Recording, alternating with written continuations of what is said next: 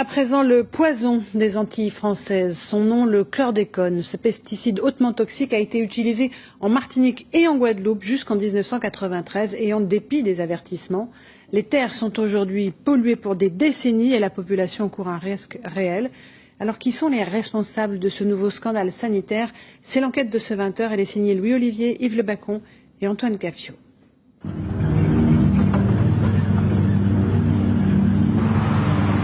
Là, je suis peut-être déjà empoisonné, je ne sais pas. Ce monsieur qui a établi ce rapport, il a reçu des menaces de mort. Cette molécule, initialement présumée innocente, est devenue largement présumée coupable. Son pas est lent. Monsieur Bulin souffre. Un cancer de la prostate, de graves insuffisances respiratoires, une gastrite, une infection de la gorge. Ces pathologies ressemblent à ces médicaments. Elles sont innombrables. On m'a saccagé. On m'a détruit. Frédéric Bulin était agent sanitaire. À ce titre, il a manipulé pendant toute sa carrière et sans précaution l'ensemble des pesticides utilisés aux Antilles, notamment ceux qui servaient à traiter les bananeraies. On s'est servi de la Guadeloupe pour expérimenter plusieurs produits. 1980, les bananes antillaises sont en danger. Un minuscule coléoptère grignote les plantations. C'est le charançon et c'est le traitement qu'il a fallu inventer pour tuer ces bestioles. À l'époque, Alex Elisor est exploitant agricole. La consigne des autorités sanitaires est claire, le chlordécone est le produit miracle pour éliminer le charançon. On a eu une dérogation du ministère. Donc si le ministère de l'Agriculture française donne une dérogation sur un produit, comment voulez-vous que nous, pauvres agriculteurs, on puisse contester ça? Donc voilà, on l'a utilisé jusqu'à ce qu'on nous dise purement et simplement d'arrêter. Mais il était trop tard. Le chlordécone avait déjà contaminé une large partie des Antilles. Les sols sont pollués, les cours d'eau sont pollués, plus grave encore, ils le sont pour longtemps. Tout dépend du lessivage des sols, des pluies, de l'usage qui est fait de ces terres. Des décennies. Ça peut être des décennies. Des décennies et aucune solution pour dépolluer les Antilles pour l'instant.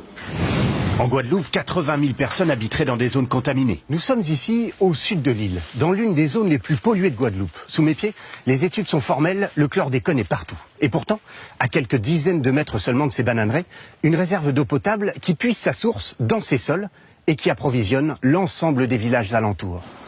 Des travaux sont en cours pour purifier l'eau avec du charbon actif. Il n'empêche, de cours d'eau, en rivière, l'océan lui-même a fini par être pollué.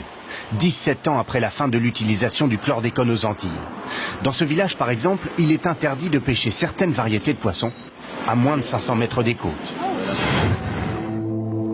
À 15 ans, Daniel Burnet travaillait dans les bananeraies avec son père. Le chlordécone, il le manipulait à main nue. Donc on mettait le t-shirt sur le nez, comme ça. Voilà.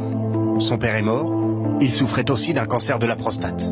Les doutes ne sont plus permis. Depuis cette année, une étude médicale au-dessus de tout soupçon a établi un lien formel entre cancer de la prostate et chlordécone. Elle a été menée par ce professeur du CHU de Pointe-à-Pitre.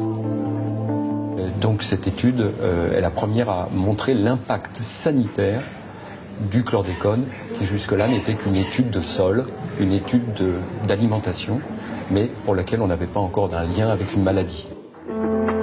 Qui savait? Qui aux Antilles a pris le risque de faire venir ce produit alors que les États-Unis l'avaient jugé trop dangereux et interdit dès 1976 à la suite d'une contamination de masse dans cette usine, en Virginie. Selon l'avocat Harry Durimel, les grands cultivateurs de bananes ne pouvaient pas l'ignorer.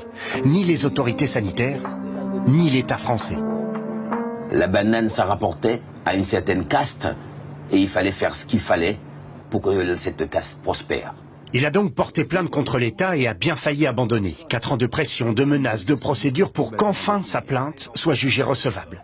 L'enquête judiciaire peut désormais commencer. Le vrai combat, ça serait d'obtenir, comme pour le sang contaminé, et pour l'amiante, qui est une loi d'indemnisation, pour que les agriculteurs pris individuellement qui sont ruinés n'aient pas à faire chacun un procès.